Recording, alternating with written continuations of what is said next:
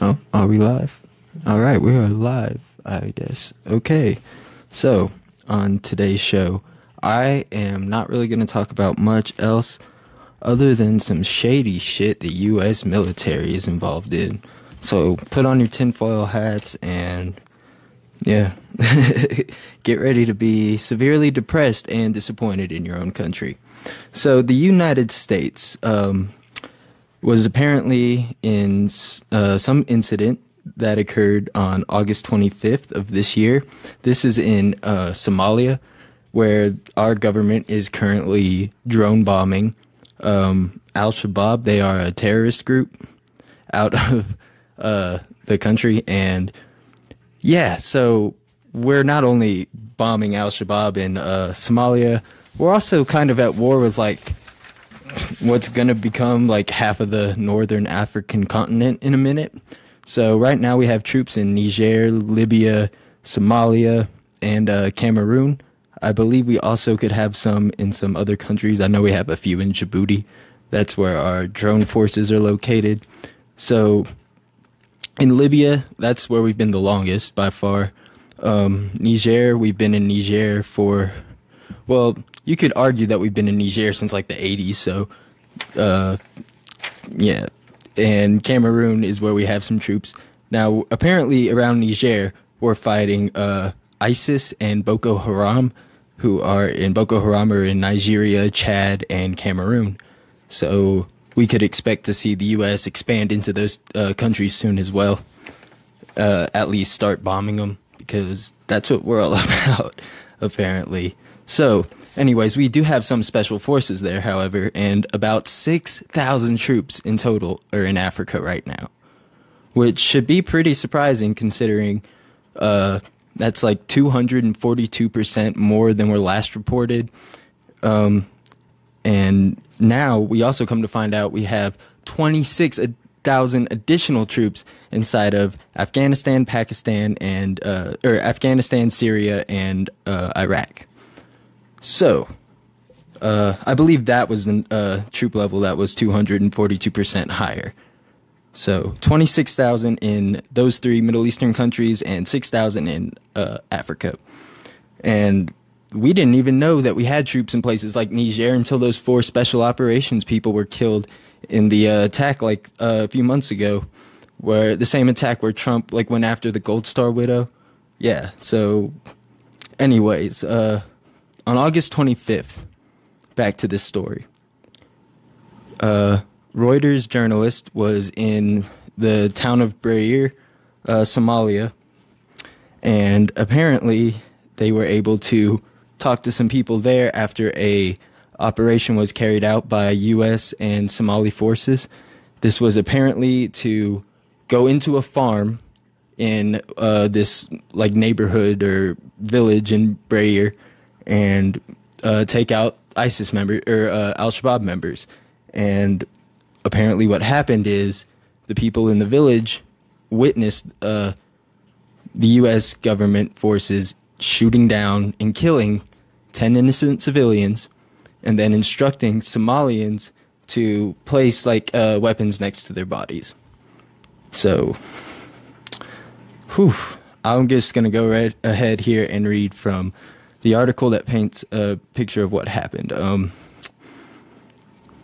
Well, actually, this is a very detailed article. I'm not going to go over the details because it reads more like a story than an article in itself. It's probably an 8-minute read to get through the whole thing.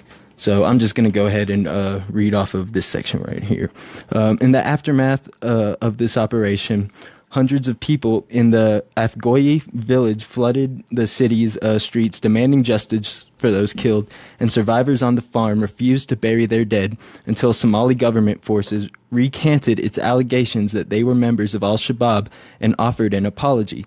The Daily Beast conducted an investigation into the operation in Breier and its aftermath, interviewing 3 of the operation's survivors over the phone from Mogadishu and meeting in person with the Somali National Army commander in charge of Somali soldiers who assisted in the operation under the command of soldiers from U.S. Special Operations Forces. The Daily Beast also met in Mogadishu with over 24 Somali intelligence officers, political analysts, local leaders, and former and current government officials familiar with the incident. 2 of these individuals are also involved in an ongoing local non-government-sponsored investigation into the incident.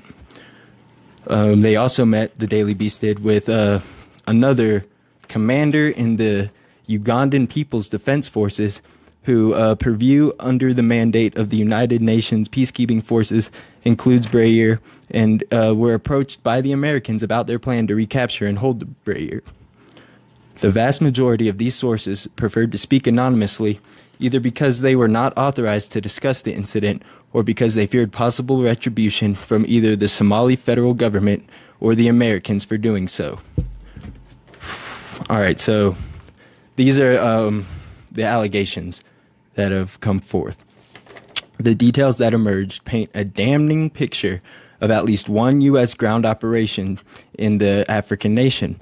This includes U.S. special operations firing upon unarmed civilians, using human intelligence from sources widely considered untrustworthy to Somalis in the region, as well as government officials, and instructing their Somali counterparts to collect weapons that were being stored inside a home, not displaced on the field in the course of the firefight, and placing them beside the bodies of those killed prior to photographing them.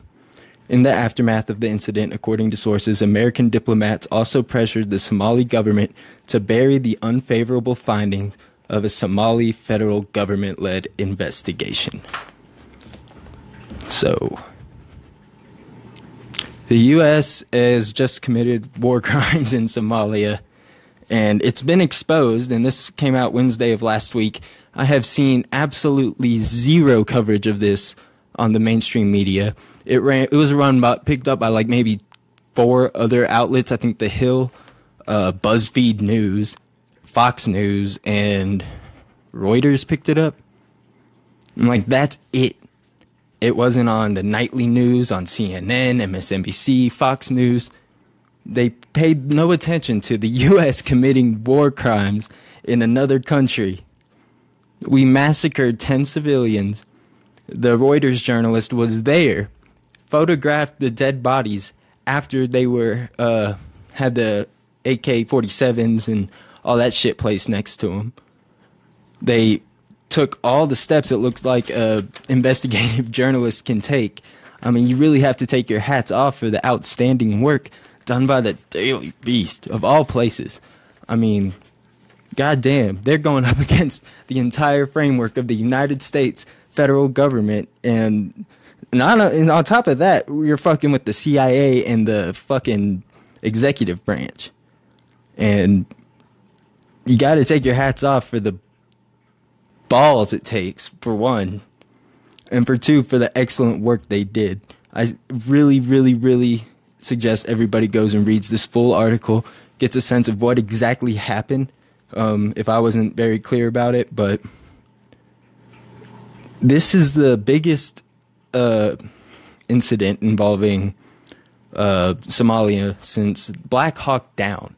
And if you remember the movie Black Hawk Down, we withdrew from the country like a year later after the invasion in 93, because the citizens of the U.S. were like, hey, why the fuck are we in Somalia again? Does anybody else remember? Because I don't. Why are we in Niger? Why are we in Libya? Did approval to that get granted by the United States Congress? No.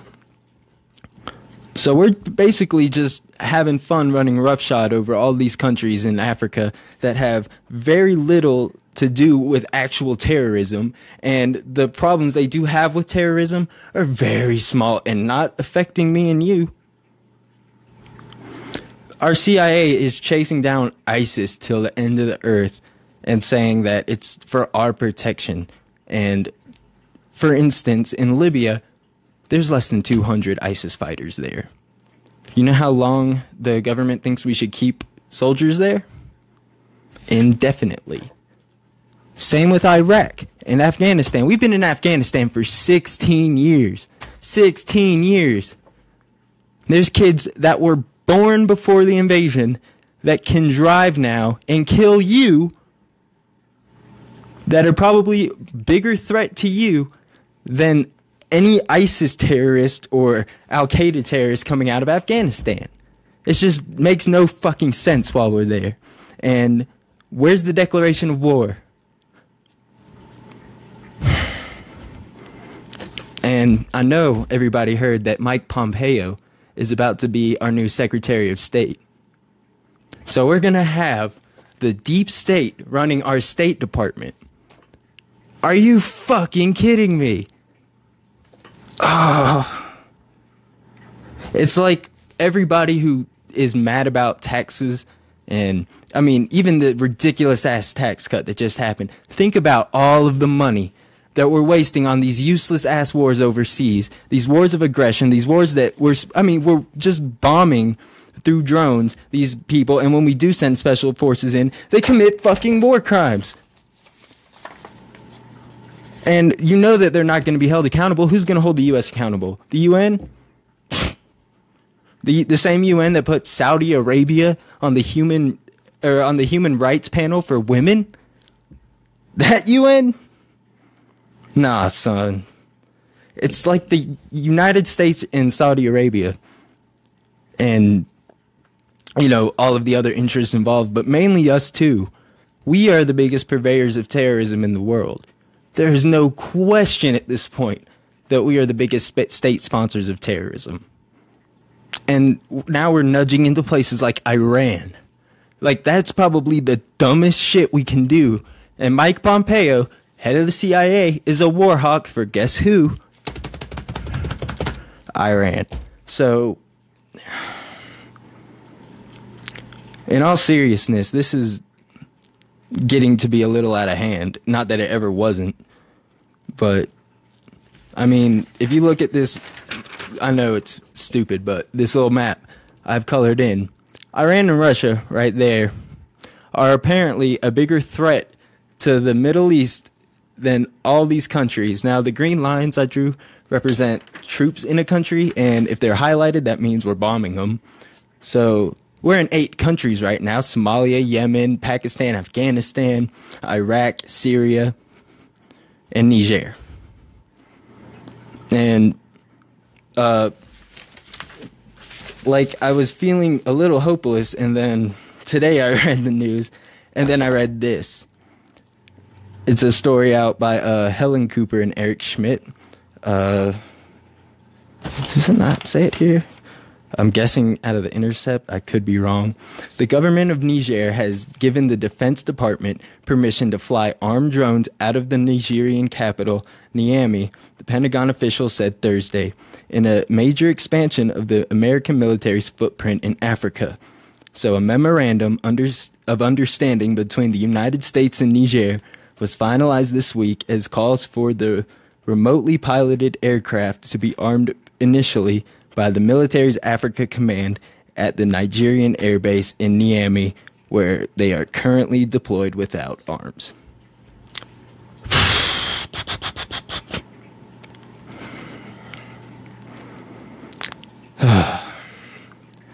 This operation supports the long-term strategic partnership between the United States and Niger. That's funny. As well as the ongoing effort to counter violent extremism throughout the region, the Defense Department said in an email response to a query from the New York Times. The Pentagon has also been trying for 2 years to get permission from the Nigerian government to put precision-guided bombs and missiles on a fleet of Reapers flown out of Niamey. Pentagon officials say that the drones would expand the military's ability to go after extremists in West Africa, and that the area could possibly stretch from Mali to Chad and Nigeria to southern Libya. Is this the same Libya that fucking slaves were just getting traded out of? Is this the same Niger that we just had 4 troops killed in? Here's an idea. We could easily solve a lot of these problems we're having by withdrawing all of our troops from Niger, all of our troops from Libya, getting the fuck out of Africa altogether. I mean, we're in, 4 countries in Africa: Niger, Libya, Somalia, and Cameroon. We're bombing 3 of them, and our only Air Force base with troops there constantly is in Djibouti. Does that make any fucking sense? Does putting the fucking CIA director as the head of the State Department make any sense? Does moving the U.S. Embassy from to Jerusalem make any sense? No. But apparently, these are all things that our government thinks it's pertinent to do for you and my protection at the cost of your tax dollar and my tax dollar. So, I thought I would use, like I said, this whole episode today to focus in on all the crazy shit that's going on in Africa. I think that it's absolutely atrocious what we're doing over there. And where are the Democrats? Where are the people who say that they're for peace? All the people who signed the... wait a minute. We don't have those motherfuckers in Congress. We don't have them in the Senate. We don't have them in leadership. We don't have them in the administration. We now don't have them in the State Department. The few people we did have who were like a little bit cooler. I mean, Rex Tillerson hasn't left office yet. But, I mean, why do I want ExxonMobil CEO to be the head of the State Department more than the CIA? Because you would think, the CIA, they're for altruism and, I don't know, gathering intelligence centrally or whatever the fuck they're supposed to do. But no, let me explain something to you. The CIA is really the deep state. The CIA is really who runs our foreign policy. The CIA is really who decides where we go to war, when we go to war, who we kill, what we kill them with, who we do arms deals with, who we ally ourselves with overseas. I mean, that's all run by the CIA. I mean, you can't really prove it because you don't have the documents, I guess you could say, but you look at their history. I mean, even in Africa, the CIA, we know that they've supported Burkina Faso. They were in the Congo when the Coney Resistance Army thing was going around. Remember that meme? It was like Coney 2012 or whatever. The Central African Republic, the IRA, we have like troops there for some fucking reason. Chad, Djibouti, Ethiopia, Kenya, all these places we have knowledge that the CIA operated out of. And I believe it was like the 1980s, 1985, we were in this whole swath of Africa right here. All the way across was blue. So almost all the way from Niger to Chad, or from Niger to Somalia, we had CIA overthrowing governments. In South Africa, we had the CIA overthrowing governments. We know the CIA was active in Libya when Gaddafi fell. We know that the CIA was active in Syria, Iraq, Afghanistan. Remember when we dropped the Moab, the mother of all bombs, in Afghanistan, on the Afghanistan, what was it? Was it in Iraq? No, I'm pretty sure it was in Afghanistan. Well, we dropped the Moab. Well, we dropped that on infrastructure that was built by the CIA in the 1970s for the Mujahideen. So try to understand that we have people who are using, basically funded by the CIA, using either weapons given to them by the CIA, because the CIA and FBI were actively even funding two different sides of an armed conflict at the same time. And we're just dumping resources into shit like this, into destabilizing these governments, into putting targets on our backs for real to actually create more terrorists. And at the same time, we're never, like, that's their whole prerogative, is to create more terrorists. Remember when ISIS was just in Iraq and Syria? Now we had to change it to ISIL because you're including the whole Levant. And now we might as well just say fucking ISIS worldwide. I don't know. Like, What do you mean they in the Philippines? In the fucking Philippines. That's kind of hard to believe. But anyways, I think I've fucking rambled on long enough. So yeah, if you enjoy what I do, please like the show, comment, subscribe, do what you gotta do. And I'll see all you guys later. Peace out.